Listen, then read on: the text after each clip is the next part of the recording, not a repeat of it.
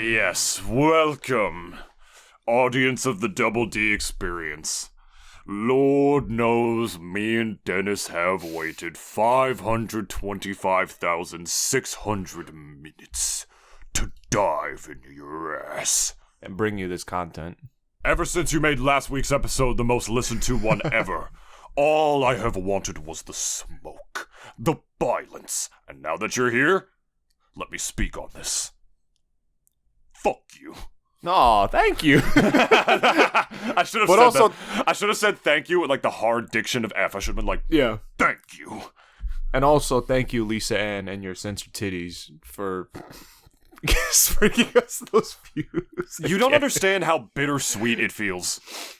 I'm so thank you. In the context, y'all made last week's episode the most listened to one ever. We had 3,000 listens on last week's episode on YouTube alone, which is kind of insane for our standards. It literally blew the last most listened to episode by double the amount of viewership. Yeah. And I thought for sure if I used the exact same picture of Lisa Ann with the exact same censor bar over her chest and body, for sure people are going to be like, that's cheap, I'm not watching this again. But no. You had to do it. Like, the power that woman maintains it's rivaled only by the power of the Eclipse Cannon. So thank you for that, truly. At the very least, it was relevant too. Like, we were talking about her again, so it makes sense. But we just want to, before we even start talking about our topics today, we want to just thank you all for that. And if you're a new listener, we hope you enjoy sticking around.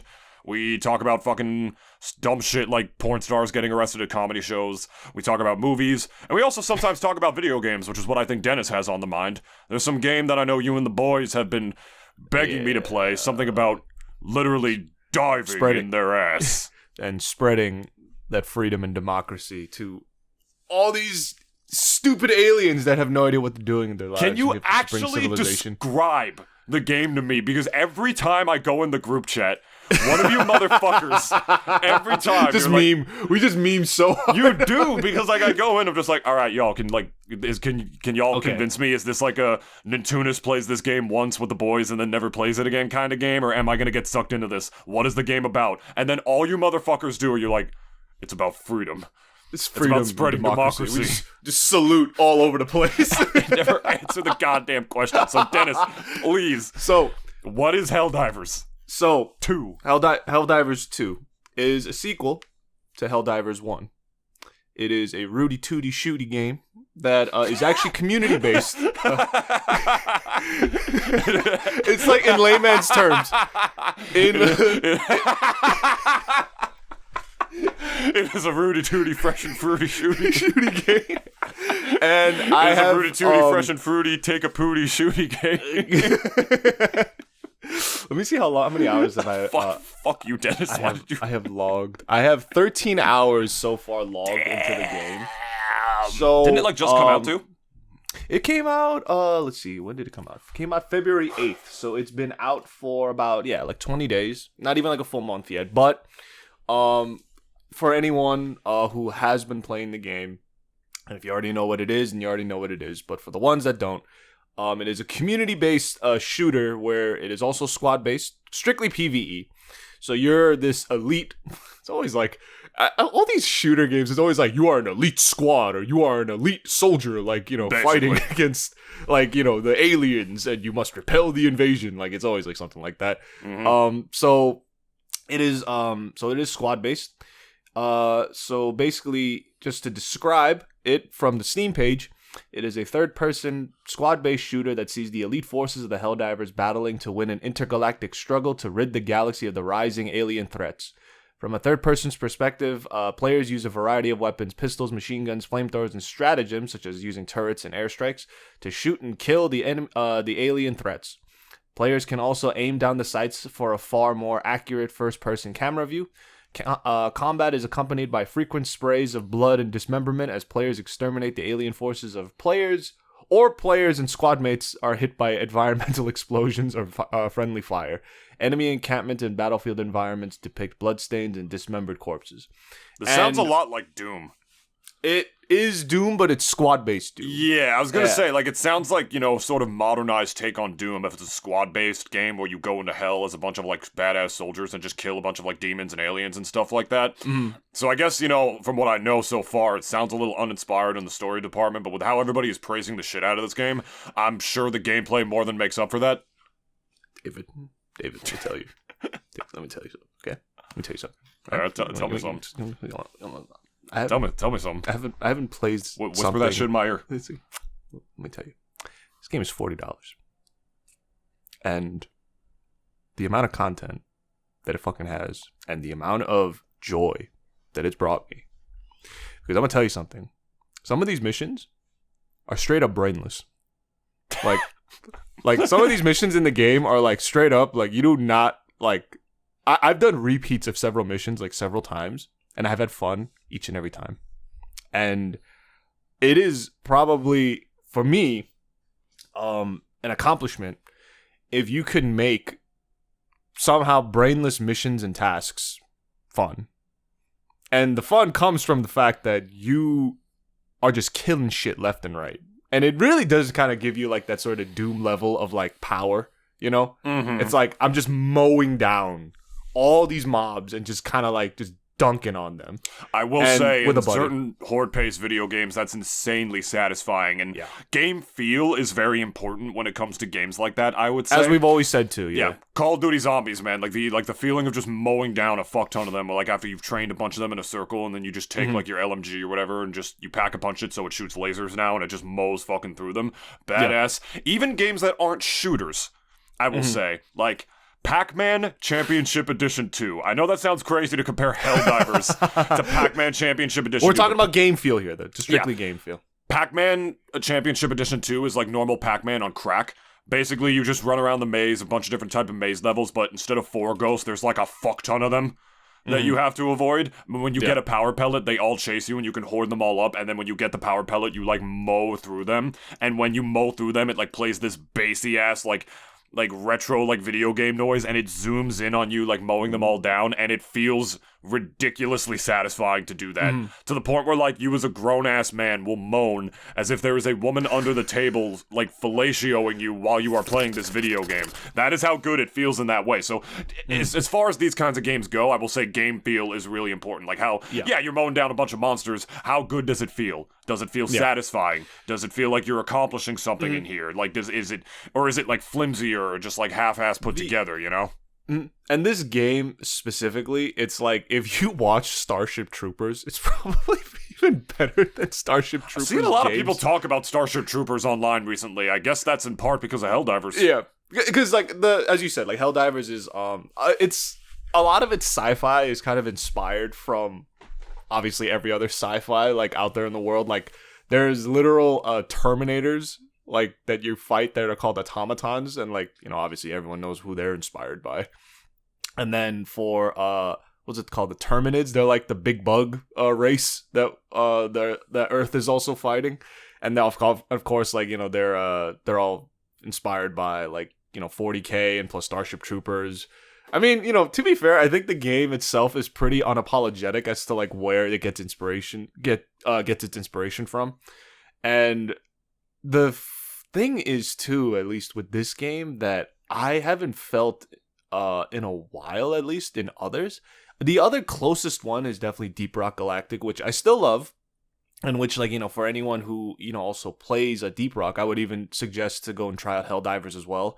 It's still got that like kind of playing with your buddies, like just killing shit and having that real like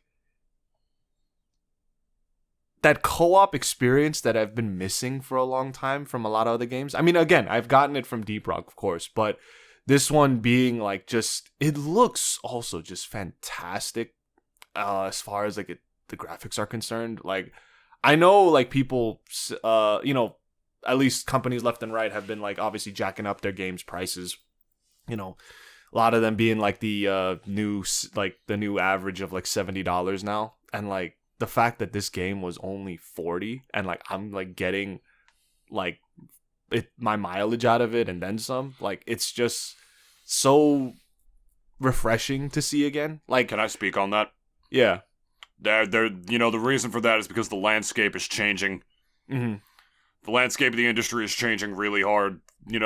That's one thing to really talk and think about if I'm keeping it a buck with you right now, because like a lot of these AAA games are like these quadruple A games like that. Like, Ubisoft,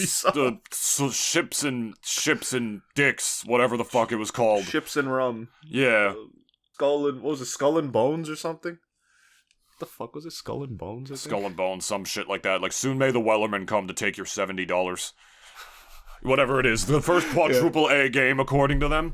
It's like the quality of these games have been going down as they lay off workers en masse because they realize video games are becoming more and more expensive to make, and this is where these companies are starting to cut corners, which is not going to make the games any better or give you any favors as far as the quality goes while jacking up the price. And look at the games that are thriving right now. Yeah.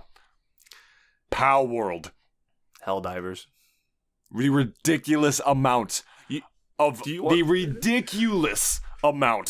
copies that, or like downloads that game has sold. And in part, it's because they're more affordable. And they say, oh, they're less resource intensive heavy, whatnot. These AAA companies or whatever, so many of them, besides like your Nintendos and whatnot, the ones who like stick to the old, the sort of archaic notion that video games should be good before like being, spectacular ray tracing, pieces of anomalies or whatever. Like, even with phones, like, they tell me things about, like, phones and stuff like that for, like, my new job. Be like, look at the ray tracing you can do, look at the graphics. It's like, those companies are just so out of touch when it comes to this kind of shit. It's starting to show in the figures.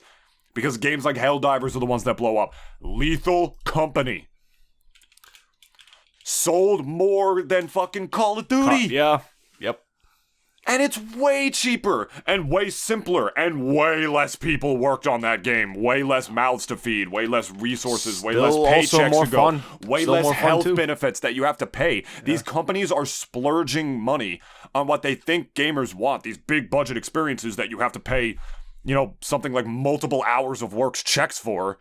And it's just not what the ecosystem is anymore. These cheaper indie games are what's thriving. These are what these gamers are like. This is what they're like, going to and whatnot. And I'm so happy that that's the trend it's going, because now these dumbass AAA companies that either throw NFTs into their games or care so much about like making their graphics amazing and not the quality or of the reduce game, the titties while laying off their workers on fucking moss right now. Yeah. How bad it was last year and how much worse it is this year as well. In January alone, something like 25% of some companies. I'm so happy that these companies are very soon, Dennis, going to be forced to adapt or die. Yeah. Because of games like Lethal Company and Helldivers and Pow World and all this stuff. I'm so happy that this is where it's trending. So I'm only bringing that up because you mentioned that Helldivers 2 is $40. And I can't fucking avoid Helldivers. It's everywhere I go online right now. Play with us! Guys, bully David to play. And then he'll be all about that democracy. I remember Dennis went like, David, this is why you should play the game. For freedom, for democracy, for liberty. And I just responded, I'm like, I hate all those things. No, he doesn't. No, I don't, bro. No, I don't. I love freedom, and I hope that's I hope that was expressed by the diatribe that I just said about the trends in the gaming industry right now. But you get what I'm saying right now, right? It's like they think just by making these games more expensive and these expansive experiences that we'll be willing to pay like $70 for a Call of Duty game that was literally supposed to just be DLC for the last one that they thought they could slap into a package to just sell like that. It's like, oh my god, all these disgusting ass trends while laying off workers. And so I'm so happy to see games like Helldivers thrive. Little passion projects made by like these groups of people who actually do care about the craft and artistry of video games, rather than like these fucking like Coca-Cola board of investors, Bobby Cockdick rapist ass motherfuckers up at the top who just want to like, who know nothing about video games, don't care about them, but they see the little funny red line go up, and therefore I'm happy. So I'm so happy that these fucking pricks are losing customers to games like Pow World and Helldivers and Lethal Company. These trends are what I want to fucking see. And just keep it going. Just keep it going. I'm for it. Not to mention too, like, recently Pokemon had like their Pokemon Day, announcements in stream. I believe yesterday, and they announced a new legend. Yeah, Pokemon ZA, Legends ZA. Is gonna be like following the Legends series again, like such as Arceus before, and for this one, they're actually gonna be taking the year. The announcement for the at least date was 2025. And I think from a lot among my friends who are like big Pokemon fans, like they were very happy about that because like, like Nintendo or at least Pokemon Company and Game Freak is actually going to be, taking their time with this and like, actually like giving it the time, love, and care that it needs. Because as we've seen and as it has been received over the last like couple years, a lot of the past games have just been kind of half-baked pieces of shit on release, such as Scar and Vi. So at the very least, I'm kind of happy Pokemon Company and Game Freak is actually like, taking steps in that right direction and like actually working on the game this time around. I mean, to be fair, as among all of the games that have been released from them in the last couple years, speaking solely on Scarlet and Violet and then Arceus was way better received than fucking Scarlet and Violet. So at the very least, I could kind of see them just going like, look, they really love the last one. We can't fuck this up. So we have to like just kind of like actually give a shit this time around. So, I'm kind of happy that they are doing that. But but I will say I was just only disappointed by one thing, which was that I was expecting a black and white remake, but it did not come. So, kind of was a little sad about that, but at the very least, I'm kind of at least happy that as far as the company's direction and where they're going at, that it actually is like, it actually seems like, they actually are starting to like care again. And, they should always care. That's at least my like, that's what I always say. But, like, as far as, like, I think they gotten enough bad press over the last couple of years that they realize, like, okay, no, we actually have to, like, give a fuck again. Because, most Pokemon like, fans I've seen are actually really happy that it wasn't black and white remakes or, like, full remakes of X and Y and whatnot, because that's what some people actually wanted. Or like what some people claim they wanted, but most people I've seen said, no, we don't want another shitty remake. They're happy they're even getting something new. Yeah. And I gotta say, it's impressive that Arceus is as well received as it was, because the last time Nintendo tried to take one of their franchises and basically make like a Zelda version of it, it didn't go so well. If you know, you know. I'm not even gonna say it. Y'all can just figure it out for yourself. Yeah, y'all know which one. Yeah, and at least I'm going back to Helldivers 2 again. Just because like I love this game, and it is, because for me it's like especially when I played and finished God of War and like a lot of like story driven games. Like, obviously, like, for games like that, it's like you have to sit down. You have to, like, make the time. Make the day, even, just to, like, get through it and play it. And Helldivers at least gave me that, like, kind of outlet that I like, where it's just kind of like, I could just, like, come home, play for, like, 2 hours and have fun, and then just fuck off and do something else. Like, but I've had even days where, like, I've been just playing Helldivers for, like, good 4 to 5 hours sometimes. And, like, as far as, like I told you, like, my time went, like, how much time I have clocked into the game at the moment. Mm-hmm. Like, there's more things coming, too, with the game. Like, there's other factions that we'll be fighting against. And the fact that, like, it's, like, a big, like, galactic war and, like, it's community-based and, like, all of our efforts are sort of, like, kind of all being poured into like this one goal in mind is something that like, I don't really see too often. And like, I've seen other community based sort of games in the past, but like a lot of them were really shitty, like MOBAs or like even just like really shitty mobile games, like in general. So seeing an actual like, great title, like using that and actually like having it a part of like the game is just like so like makes me so happy to see. And like it's just like one of those games that like, I know from the surface it may seem quite brainless because it's just kind of like, oh, you're just Rudy Tooty shooting, killing things, and then like, like gaining experience and like, just upgrading your guy. And as far as like shooters go, like it's nothing like, there's nothing that we haven't seen before, of course. Like, for anyone who's even played Deep Rock, like, it's the same thing as well. You do missions, you finish missions, you get the experience and you get money. And then, you could exchange that for goods and stuff. and just like, just not like things that you particularly like really need, but it's like just like it just rewards you in that sort of way, which like, again, like as far as like shooters like that, like it's really nothing new, but as far as like kind of what Helldivers also represents now, like it's kind of funny because like we've had a good share of like, let's say, bigger AAA games that have been released like, in the past like 2 months, and even like the couple months the last years of 2023. But the ones that have been getting the recognition and the love and praise is games like Palworld and Helldivers 2, which again, as David said, aren't like big AAA titles at all. These were guys that like, these were made by people who, I'm talking like just funny for funny's sake, dudes out of a garage like thing, and like they just like built this, and out of passion and love. And yeah, it's almost like passion and understanding, and actually understanding the gaming industry, and just being gamers themselves. Yeah, and while also just not cracking up the price as high as you could possibly legally make it, while laying off all your hardworking employees after they make a game for you, or sometimes making a game and just passing it off and not releasing it to the public as tax write-offs. It's almost like doing the former will make your shit received better, and therefore will wind up making you more money in the first place. Crazy how that works, right? Yeah, I know. Like, it's almost like not reducing the quality of your games while jacking up the price while laying off workers is like a bad thing or something. Wow. Well, who would have thunk it?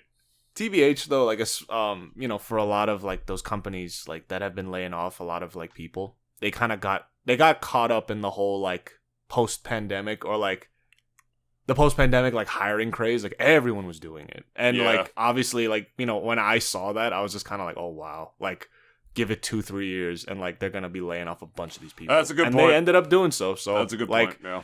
And like as far as like companies go, like again, they're very reactive entities. They're not proactive. They never are, and they never will be. So it's the reason why that like as far as even like Sony and a bunch of others, like Sony recently just announced that they're going to be cutting down on their workforce, and they it's also, I think it's a symptom of the fact that like, for one, Sony has had I know like Donkey made a video about like PS5 having like no games like for their fucking console. They got Final Fantasy VII Rebirth, which like I could argue is like probably like, I think at this point their flagship title at this point in time. 7 is like its own franchise at this point. Like, so like as far as like that is concerned, like with Sony, like they like obviously console sales will only carry you so far. We've always like said that, and like right now at least like they did beat even Microsoft when it came to like console sales, but like at the same time, like as far as games are concerned,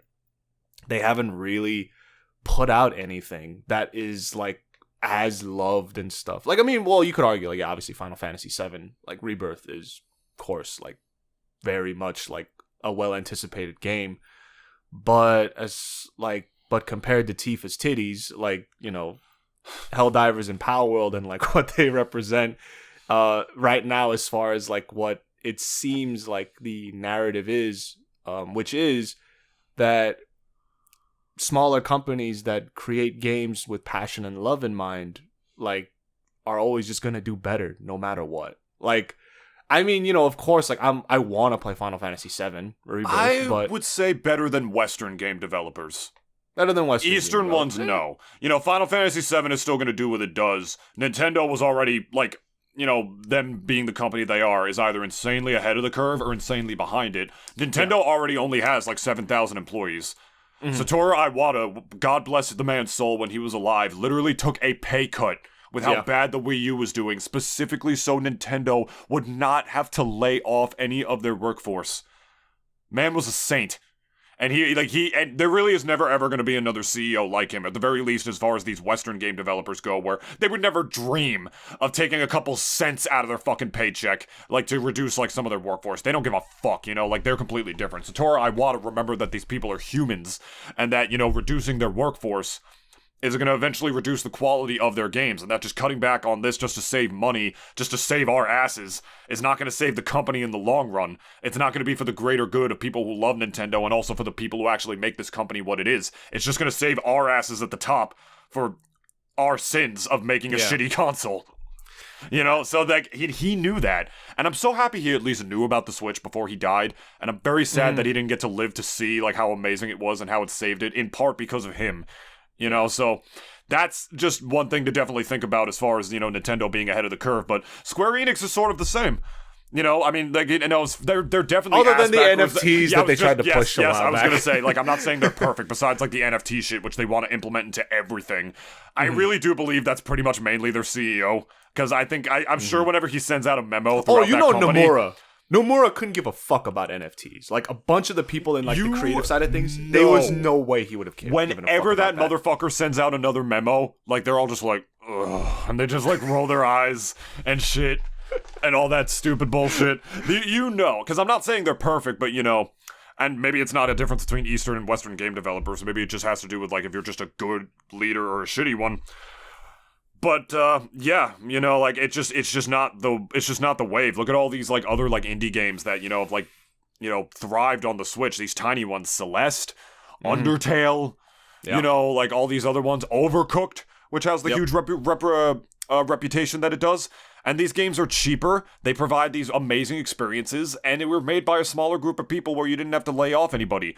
But no, let's just Party Animals Party Animals too. Let's just dump as much money as fucking possible, not thinking about the repercussions of the fact that, hey, maybe all these gamers in like what is basically a pseudo recession that we've been living in for God knows how long now don't want to pay $70 fucking for a game that's not up to par with like other ones that we've delivered for them in the past.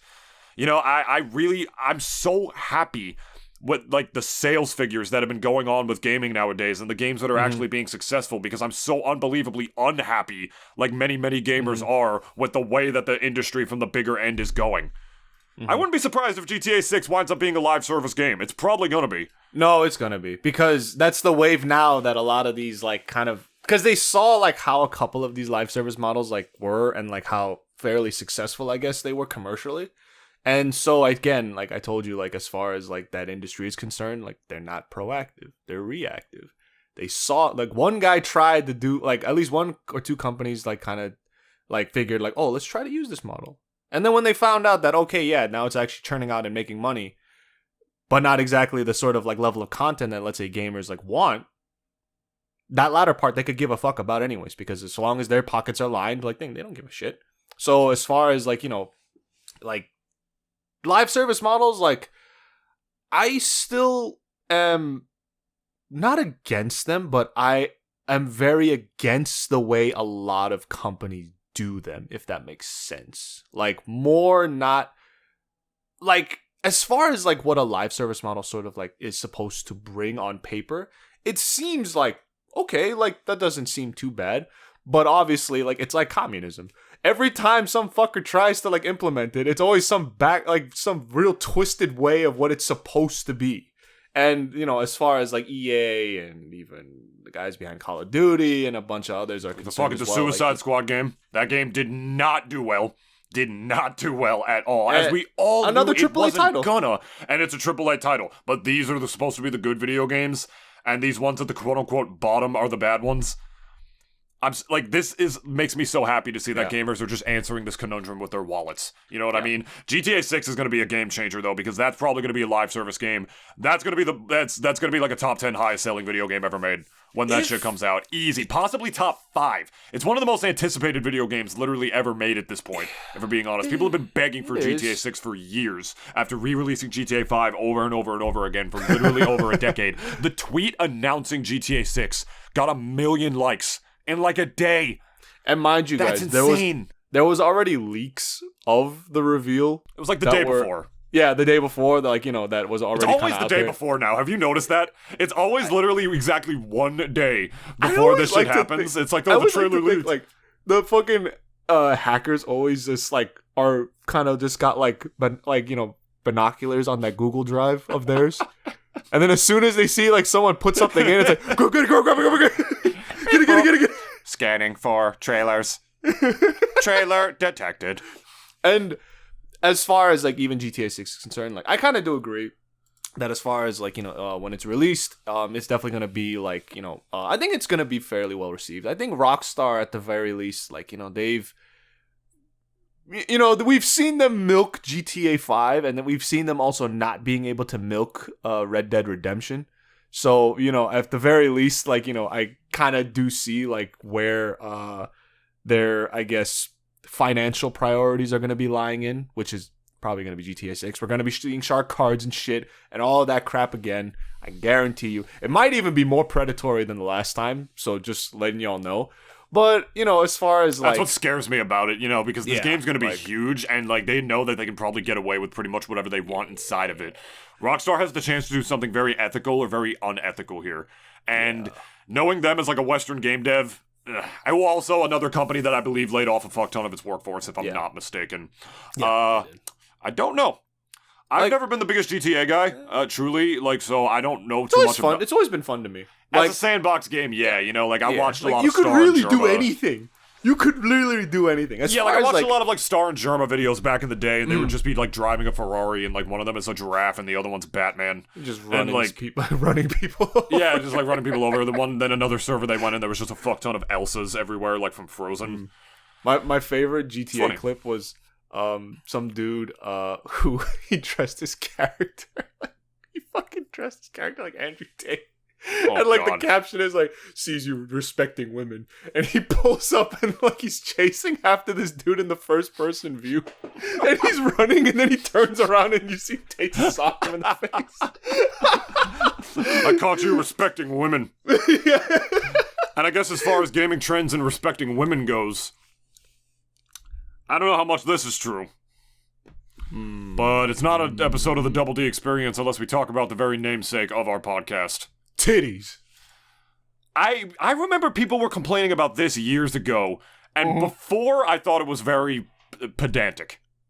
If that makes any sense. Oh, it was. Before it was, I was watching this, I was like, wow, you people are fucking virgins. Holy shit. Wow. And what are we talking about? We are talking about none other than Tifa's titties. The finest pair of Italian breasts that have ever graced the airwaves. Italian Senate. The Italian Senate. They're very unhappy about this. Fun fact, apparently, I don't know if this is true. I need you to confirm for me, Dennis. Was that new image real of her in the swimsuit? So, apparently, yes. Yes, it was. And I had that update. Yesterday. Like, I had it downloading yesterday because I have Final Fantasy VII downloaded. So, I don't know. Like, I really can't for the life of me. I'll even throw think it of up on screen if I can, and I never know it's real. I never know if it's something that actually happened or if it's just like something like someone made as like rage bait. You know what I mean? And if you're wondering what we're talking about right here, I took too long to get into the topic. We're recording in the morning today, or like pseudo afternoon, so you have to forgive us for our lack of structure. They nerfed Tifa's titties again. And I know that seems like a dumb thing to talk about, but, I will say, if the image that they released is true... An 8 gigabyte update, folks, to reduce a pair of titties. Are you serious? That's hilarious. Are you fucking serious, dude? 8 fucking gigs. I mean... To reduce some geometry. What can I say? She's a healthy gal. I don't know. That's a lot of gigs for that much geometry, let me tell you. That's a lot of gigs required for Tifa. I don't know what you want me to say, man. I mean, she's always been chesty, even since the original game. I mean, before people were like, oh, she had, like, such absurd, like, anime titties. I'm like, they weren't even that absurd in the original game. Like, because here's the thing. Yeah. All right? Here's the thing. Yes. You could be a man of science, or a man of, like, scholars. Research. And you could watch some egregious hentai online. Yeah. And if you see that shit, you want to talk about unrealistic ass proportions on a woman. Those are like fucking bowling ball titties that you will see. Bigger than that, typically. Some absurd shenanigans. With fluid motions of the ocean that, with buoyancy that last a lifetime, right? Tifa was never that. You look at Tifa and you're like, No, she's just a busty girl. Even like, because I'm talking about if that new picture is true, like of her in the swimsuit, where like they reduced her down to like something like an A, a B, like at most. I was looking at that even, and I'm like, that's not her. That doesn't look like Tifa. And if you think I'm a pervert for saying that, you're wrong. Because the thing is, like, there are women who look like that. It's not like she has like giant, like, you know, like flopping, you know, protrudous bags of meat on top of her that are insanely distracting, or like jiggle physics that put like fucking Dead or Alive to shame. You know, like Dead or, what am I thinking? Everyone knows DOA. Come on, guys. We all played it or know about it. Yeah, of course. And like where those games, like you could have the slightest movement, like they'll move like an inch and then they'll bounce around like a fucking they'll bounce around like it's like their fucking bar mitzvah or some shit, you know?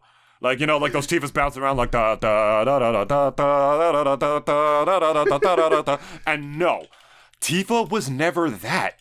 She's just a busty girl, and even when you look at her in like the new swimsuit, like I remember that like little swimsuit clip that they leaked where like her and Aerith like walk up to Cloud and she's like, "How do we look?" And the guy gets so stunted. He's like, he has to turn and he's like, "Oh," like, and you know, like he's like, "I gotta go," because he's like, you know, he's about to be like fucking bricked. And, like he's gotta like, I gotta go. Even so, like, that's not problematic. That's normal. And if anything, it's kind of sweet. When you think about that, like, these women that are friends of his, like, they looked so beautiful to him that they got me in that way. I'll never forget when my old friend at the mall, the American Dream Mall when I worked there, sent me photos of, like, a bunch of selfies of her and her other friend in their swimsuits in the bathroom, because at first they were uncomfortable sending them to me, and then she was like, "Nah, you can send them to David, it's cool," and they sent me them, and I was like, "Hey, yo."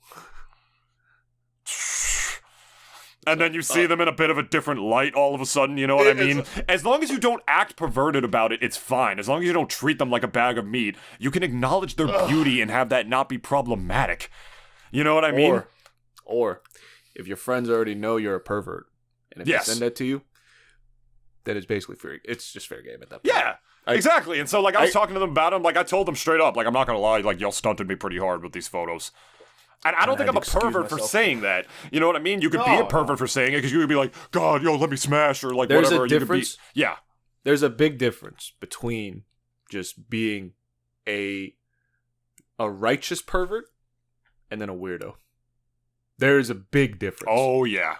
If I am perverted, and I am not ashamed of it, but I'm still a gentleman about it, it's a big difference to being a guy who's like, "Oh my God, your titties are so big. Your titties are so... I want to lick your feet. I want to lick your thighs. Oh my God. Your titties are so big." There's a big difference. Yeah. There's a very big difference. And there's some weird-ass motherfuckers on there, man. Like, also, if, you know, again, I'm not saying, look, if you are a pervert, right? If you're just an appreciator of flesh... I could have said that probably a lot better. You asking me to like not be an appreciator of flesh? You know what I mean? It's like most people, of course. Again, I've said it before. Most people don't like liars. And if a friend, like, you know, in another scenario, if I was single and I had girlfriends who sent those pictures to me, and I was like, and let's say, you know, inside I wanted to be like, "Damn!" Like. You know, that's what I wanted to say. I didn't say it inside. I responded to them and I was like, "Damn." Yeah. But like, damn. You know, but like on the text, like, let's say if I wrote like, "Oh, it looks nice." You know how disingenuous that fucking sounds, man? Come on now. Especially if they were bad. If they were baddies, like, you know, I'm just saying, like, they were both very thick. I can't even lie. Like, one of them was like, they got the gap. Yeah, like, and the thing with this is that I feel like in a way, you know, it's like one of those things where it's like kind of undermining the concept of gender equality again, not to get too complicated with it, and that by nerfing her titties, it's like, we know you fuckers can't be respectful, so like you're not gonna get the chance to look at them. But it's also and like, I don't think who the fuck are you? It's like the same thing as like that Melina Van Trub did. Do you know who Melina Van Trub is? Was she Bayonetta's voice actress? Nope. No, that was that British stage screen woman. I don't remember. I already forgot what her name was. No, Melina Van Trub is the AT&T girl on the commercials. Oh, her! Mm-hmm. She was awesome. Yeah, exactly, right? She was very awesome, and she started wearing sweaters because people thirsted for her so hard and they were weird on the internet about it. Like, they were going a little too hog wild with it. And so eventually she said, like, if you guys can't be respectful, like, you guys don't get to look at them or whatever. So she started wearing, like, more, like, heavier set sweaters in the AT&T commercials to start hiding that. Because even I was watching those commercials and I was like, wow, she is stacked. Yeah. Like, what the hell? I remember showing her, like, this subreddit to Dane. We were in a car with Dane once and I showed them. And even Dane, being, like, the respectful guy that Dane is, or, like, how he presents himself, Dane got gratuitously horny in that car. When I showed him Melina Vantrum, and I'm like, dude, holy shit, relax. To be fair, you can jack off in front of me, it's fine, but like, Dennis is right here, alright? From Nintoonist, if you could just put up one or two safe for work photos of her up in there. Like, again, it's the difference between acknowledging her beauty and, like, being a fucking weirdo about it. And by nerfing Tifa's titties, I feel like they feel like, yeah, you're all weird, and so you don't get to have them in that way. But in a way, Dennis, it's also kind of disingenuous to women, don't you think? Because, again, absolutely, Tifa, I didn't get to finish my point before, but even though I was talking too much, I'm sorry. Tifa is not gratuitously busty. There's plenty of women that look like that. It's not, she doesn't have unrealistic breasts by any stretch of the imagination. Just because you can see them or you can see her cleavage or whatever, it's like, that's not how it works at all. Like, if Tifa was like a fucking, like, G-cup or some ridiculous shit. Yeah, exactly. You know what I mean? Where, like, 90% of women do not look like this, and the ones that do is, like, 5% of them are natural, if that, on a good day, really. Like Lady Dimitrescu. Yeah. We're talking, like, something like that. It's like, okay. And like, even she's a different case because she's like a final. She's just like a 7. She's a fantasy giantess. She doesn't like that type of woman. Literally doesn't exist. It's different. You're right, but at the very least, like unless you're a literal freak of nature like she was, yeah, who is also like absurdly busty. Yeah, 90% of women are not your like Hitomi Tanakas or like your Maseratis or shit like that. And Tifa doesn't look like fucking Hitomi Tanaka. Yeah. Like they're not that egregious. So by nerfing them, I feel like it's disingenuous to some women because there are women who have bodies like that. And by not acknowledging them, it doesn't help with like, problems with objectification and whatnot. Because if anything, it just shields people away from those issues. It's the same thing as like sort of like not teaching like children about sex ed and then being mad at them as adults when they're mad confused and don't know how to respect women or like don't know how to be with one or some shit. It's like you gotta educate them about these things. Maybe gamers are such incels nowadays that we have to educate them by having Tifa have her titties. I don't know. To argue, I think gamers I don't know where I was going with that. Gamers can be a fair level of troglodyte, for sure. Yeah. Like, I think no matter how, like, well-behaved we are, we're just always gonna have that, like, tagged in with us. Because it's like, we haven't really proven otherwise in the last, like, couple of years. Like, I already pulled it up on the podcast before, but like I'll send it to you right now, like just in case you even want to look at it. Like, literally tell me, like in the left photo here, as I'll keep it on screen, like are those really that unrealistic? Not really. No, right? Like, am I crazy? And also, not to mention, like there are plenty of women who have breasts like that. Final Fantasy. That's not over-sexualized for people. They'd be over-sexualized if they were like fucking like, again, like G or H cups or some like stupid shit like that you'd see in like a hentai that's like so over the top, you know what I mean? But like, I don't get it. People have to know and learn how to separate fiction from reality. And Final Fantasy has always had unrealistic proportions and even just looks. Name. It's like it's in the fucking name. It's fantasy. Like, I mean, again, I don't know who asked for this, TBH. Like, I don't think there was like a huge community outcry for the reduction of the Italian Senate's titties. I do not believe so. So, as far as like, that is concerned, like I'm with David. Like, it's just like this.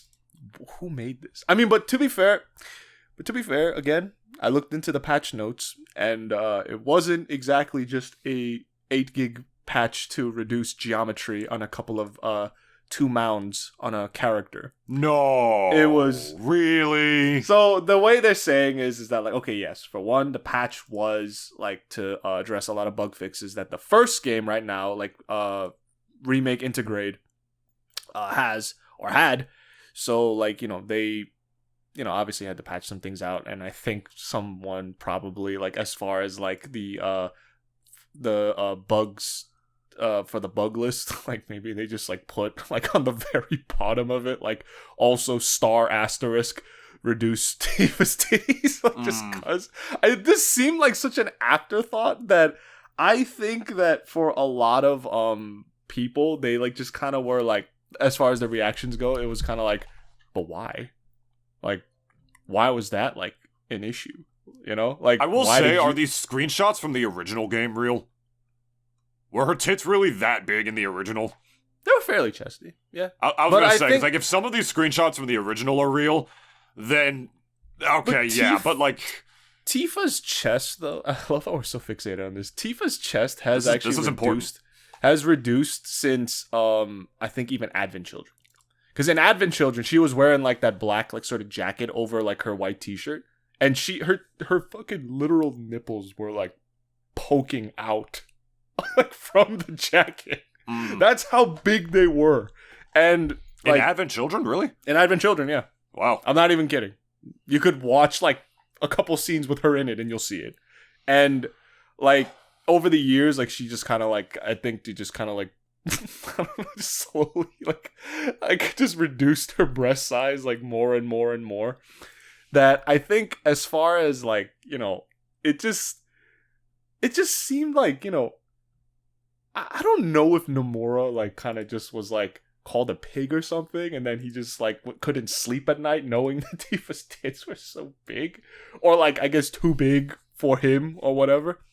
But again, though, like, Final Fantasy characters, as far as they go, they're unrealistic from the get-go. Kind of reminds me of when Sakurai wouldn't put Mei from King of Fighters in the background of the King of Fighters stage when they added Terry Bogard to Smash Brothers. And he literally said, like, in, like, the reveal, or, like, the reveal showcase for Terry Bogard, that Smash Brothers is for good little boys and girls. And that's why this character will not be making an appearance in this game. Really? Look up Mei from King of Fighters, and you'll see why. It's absurd, to be honest.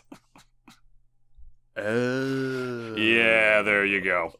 And they could have done some things where, like, they pulled some censorship, like they did, like, for Pyro and Mythra and stuff like that. That's a disrespect to the design, to the artist. You can't do that. You can't. And I'm not saying I have a problem with it or whatever, because I know some people online are talking about, like, oh, if you have a problem with, like, big anime titties, you're a pedophile or whatever. Which I don't see the. Or I don't know, you're a pig or some stupid shit. And I don't have a problem with that at all. Believe me, I keep it on the down low, but I'm one of the horniest motherfuckers you will ever meet in your life. That's part of the reason that I'm actually kind of upset about this in the way that I am. It's not even just a matter of just like, oh, we don't have our eye candy anymore.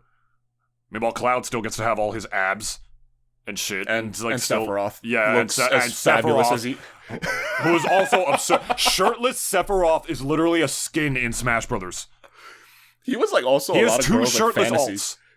He has a lot like of girls. They sexualize the shit out of him in that game, but not. No, we gotta nerf Tifa's tits. Yeah. I've been with women with breasts like that. It's not like they're fucking not unrealistic. I just feel like by nerfing tits like that, it's undermining what they set out to actually do with it by saying women like that don't exist when they do. And then when men who play these games encounter women like that, it'll shock them even further. You know what I mean? Not that Tifa's about education for like men's rights or whatever. Like, no. Like for like how men should like develop their sexualities and whatnot. But it's part of, Tifa is sexualized a little bit, but it was never egregious.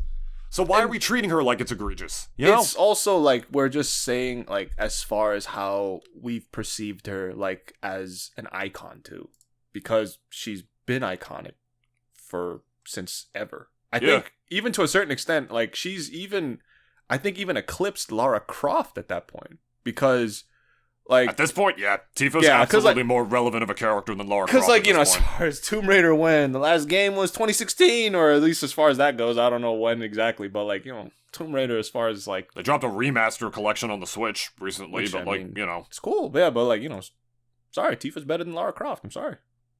Her titties were a lot pointier, which I'm into. Wow. Really putting it all out on the table there, huh, Dennis? Look, man, I was a young lad. Like, we all had like our triangle titty fetish, like way you back watch when. like those like 60s like beach party movies because all the women had pointy ass titties back then because that's just how women's bras were back then. I always thought that looked so weird.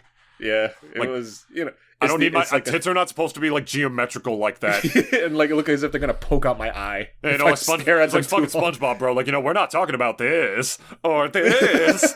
we're talking about this. So, but lad, Mrs. Puff needs this. All right, sorry.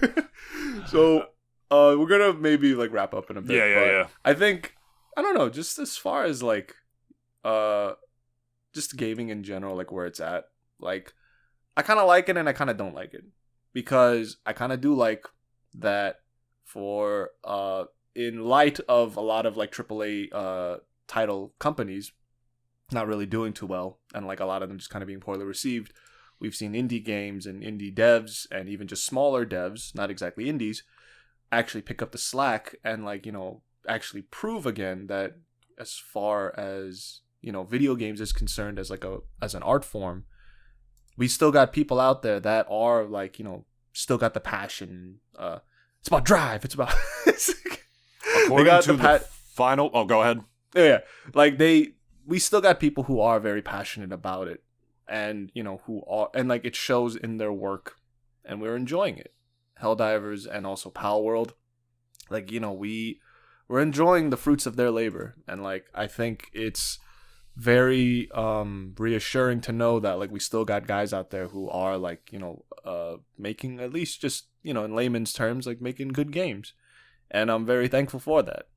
But I'm also kind of worried though because I think for a lot of those AAA game companies, as and David even said before, they have to adapt or die. I really do feel that with that whole reduction of workforce that's going on like throughout all those companies, maybe they'll actually start to like kind of sit down and like really think about like, okay, like what do we do next now? Because as far as like even just the press is concerned, and I know people may kind of say that, okay, like the press doesn't really mean all that much for a lot of these companies. I think kind of differently in that it kind of does, because of the fact that if you are in the press and people are just throwing mud at you because you guys are shit, and to be real, a lot of companies lately have been shit. Speaking mostly on Blizzard, maybe EA a little less because like we've just always kind of known them to be shitty and they're not going to change. But like a bunch of others, like the guys behind Call of Duty and even just like Sony as well, like we just kind of see them. We've just seen them like not really release anything like worthwhile. And lately, as far as the press goes, like we just kind of like been memeing on them like for the last like year and a half now, I think. So like the press, I think, has finally got to them, or like at least that bad press has kind of really gotten to them now, where they really have to kind of rethink what to do now for the next like let's say year or two, because if they don't, they're kind of fucked. I wouldn't even call it the press, Dennis. I would call it the wallets. Press is one thing, people forget, they move on. The Tifa titty thing, people are going to forget about in like a week. Yeah. And unless, we get reminded in the game if they really did make her breast that small, which is kind of disrespectful to the character, which is very ironically the opposite of what they probably set out to do with that. But if that's not true, that's insane. I mean, literally, I'm reading this. Tifa's breast size is a 30, because, they have like in detail, like deaths of these characters. Like Sephiroth like uses a whole bottle of shampoo for his hair. That's a confirmed fact. That's literally a confirmed character fact from Nomura. Tifa is a Japanese G70, which is in America it's a 32 triple D, which is busty as shit. But there are women who exist like that. But no, besides that, sorry, continuing on with your point. Yeah. No, it's like the press is one thing people forget. It's the wallets, dude.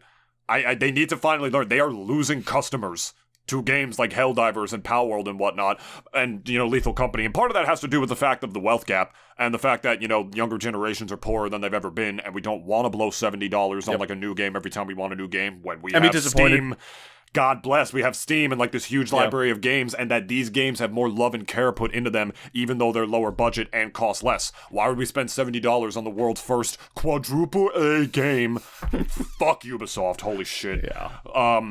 When literally we can get a better experience for less.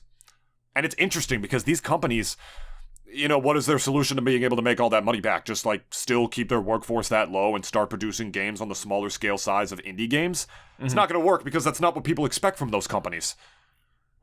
You know what I mean? It's a very interesting conundrum for them. It is cyclical, yes. Because like they'll realize, oh, we fucked up, and they'll make a good couple of games for the next like 5 or 6 years, and then they'll get real comfortable, and then they'll start to think, oh, we could fuck these people over again. Oh, sorry, never mind. Like thing, we're very sorry. Like thing, we're gonna cut our workforce again. And we're going to learn our lesson and then repeat and repeat and repeat and repeat and repeat and repeat because it's a style like that is like with these AAA companies. They always like to prod with the customer base and see like what they can get away with. And instead of crunching for certain quarters, you know, like they should actually just put the same time, love, and care with the big budgets that they have into these games. That's how you get your God of Wars. That's how you get your Final Fantasy VII Rebirths. These big budget games can exist, be as expensive as they are, and still be that much more worth it to buy. As opposed to just like, you know, just cutting as many corners as you can, like firing all these people and whatnot because of the 2020 Renaissance or whatever, or also just the fact that they want to save as much money as possible while just reducing the actual quality of the games. Again, look at the trends are not good. Look at Suicide Squad, man. And all these other new ones that are coming out that are just as expensive as they are and just awful. And God, don't even get me started. You know, it's an ever-changing landscape, truly. So it's just something to keep an eye on. I'm not happy with the way my concluding thoughts, I'm not happy with the way the industry is going, but I'm happy with the way that gamers are retaliating to it. Yeah. That's where I think that's probably a better way of saying it too. Yeah. I think certainly as far as the great titles that we've had recently, you know, it's great to see. And, you know, because, like, as far as, like, you know, I don't know, like, if, like, gamers in their history, like, I've ever had, like, a period of time where, like, just nothing was coming out. I don't think that could ever be a thing anymore because it's, like, for a lot of these, like, companies, they almost feel as if we have to churn out something to, like, keep them, like, kind of, you know, plugged in. But, you know, we're getting our fixes from everywhere that's not, like, let's say, the big three now. And I think for, as far as, like, where it's kind of headed, maybe they will figure out like that, okay, like, you know, we do have to change something. But as far as like, you know, us as the consumers are concerned, like, I think for the most part we're actually eating pretty good. And like, you know, we a lot of the games that I've been playing at least like don't have like really shitty predatory stores that like prey on your money and wallet. So like at the very least I am just kind of like, you know, happy for that. And I think it still kind of just remains to be like a remain to be seen sort of thing. Like, I'm kind of glad like some people are picking up the slack, but you know, for the rest of the like kind of bigger companies, it's like again, it's like a wait and see. But again, like, thank you guys again for being a part of this shitty morning podcast today. I don't know, just kind of really wanted to talk about games today. Like, that's how it is. It's like a weird like turning point that we're at right now. So like kind of wanted to just kind of like share my thoughts on a lot of that because it's a very ever-changing landscape. Yeah. Like, you know, next week could change too, who knows. But as far as like where we're at right now and like what we got, I'm kind of happy. I like Helldivers and I like Pal World. So like, you know, I'm glad we do have at least some good games like for the first like 2 months of the year. So indie devs, baby, keep fighting the good fight. Yeah. And if you like the ever-changing landscape of podcasts, you can go ahead and listen to us still wherever you get your podcasts. We're on Spotify, Apple Podcasts, Google Podcasts. Go ahead and leave us a quick 5-star review if you can, if you liked what you heard, because that helps with our SEO a lot. You don't have to write anything. You can't even write anything on Spotify. Just do it on your mobile app. It takes just a couple of touches on your phone. Helps us out more than you know. And if you listen on YouTube, which is where I always know most of you do, you can subscribe at youtube.com/Nintoonist. Like, comment, and subscribe. Let us know what your thoughts on the industry are, or if you don't have the time to really type out something expansive like that, let us know what you think about, you know, them, you know, nerfing Tifa's tits again. You can let us know that too. We want to thank you guys one last time before we go for making last week's episode the most listened to episode of the Double D Experience by twice the amount of listenership that our previous most listened to one goes. Thank you guys. We've had our most listened to episodes 3 separate times in the last month. So we really, that's significant. We've been grinding this shit for years. It means a lot to us. And Thank we you, just want Lisa to thank you all for sticking around. Thank you, Lisa Ann. And hopefully thank you, Tifa, for we'll see how much work she can do for us. Anyway, we really do appreciate it because this show is a labor of love. And if you like what you heard, we hope you stick around. Again, we talk about comedy. We still talk about stupid things. We talk about video games a lot. We talk about movies. That's the general gist. We have guests on every now and again. General shoot the shit show. Yeah. We'll try to be a little more structured as we go forth. You know, we listen to the feedback, blah, blah, blah, all that stuff, but now I'm going on too much. We got stuff to do. I got stuff to do. I know, so I gotta go. We love you guys. I got Helldivers to play. And I got hell Play to go, Helldivers. And I have hell to go dive into. Yeah. So we love you all. See you guys. See you guys next week. Freedom, democracy, all that good shit. Bye. You get a kiss. Mwah.